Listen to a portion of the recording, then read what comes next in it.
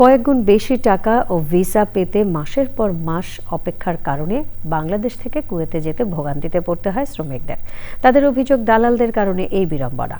এসব কারণে কুয়েতে দক্ষ শ্রমিক পাঠানো সম্ভব হচ্ছে না বলে মনে করছেন সংশ্লিষ্টরা। কুয়েত থেকে জিসান মাহমুদের তথ্য ও ছবিতে একটি ডেস্ক রিপোর্ট। মধ্যপ্রাচ্যের তেল সমৃদ্ধ দেশ কুয়েত। দেশটিতে দক্ষ না হয় বাংলাদেশিদের করতে হচ্ছে নিম্নমানের কাজ, যেখানে বেতন মিলে মাত্র ৩০,০০০ টাকা।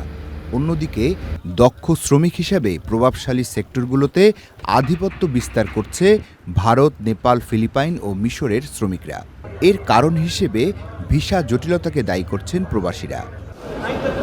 শ্রমিকদের অভিযোগ, দালালের হাত ঘুরে নামমাত্র ভিসার দাম হয়ে যায় ৭ থেকে ১২ লাখ টাকা, অথচ পার্শ্ববর্তী দেশ থেকে কুয়েত যেতে লাগে মাত্র ১ থেকে ১.৫ লাখ টাকা।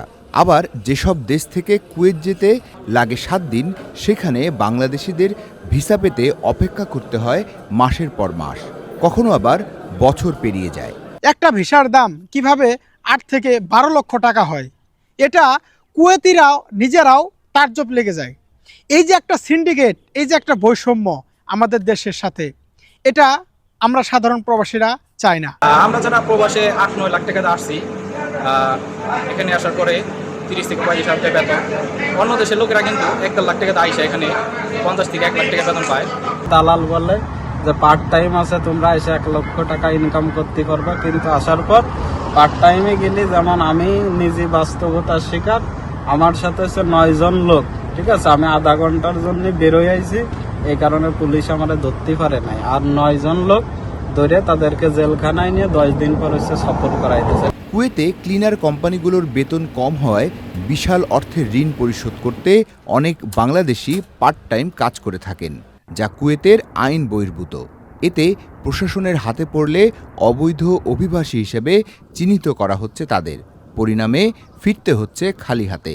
আমরা চাচ্ছি যে সিভিল সেক্টরেও এইসব স্কিল্ড ম্যানপাওয়ার হিসেবে আমাদের দক্ষ জনশক্তিকে আনার জন্য, আমাদের যারা ইঞ্জিনিয়াররা আছেন, ডাক্তাররা আছেন, নার্সরা আছেন, আইটি স্পেশালিস্ট যারা আছেন, তাদেরকে যেন আমরা কুয়েতে আনতে পারি, সেজন্য আমাদের লাগাতার প্রচেষ্টা চলছে।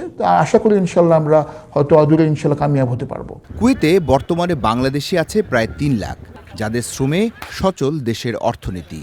কুয়েত সরকারের সঙ্গে বাংলাদেশ সরকার সর্বোচ্চ পর্যায়ের বৈঠকে দক্ষ শ্রমিক নিয়োগে কাজ করবে, এমনটাই প্রত্যাশা সংশ্লিষ্টদের। Desk report, channel I.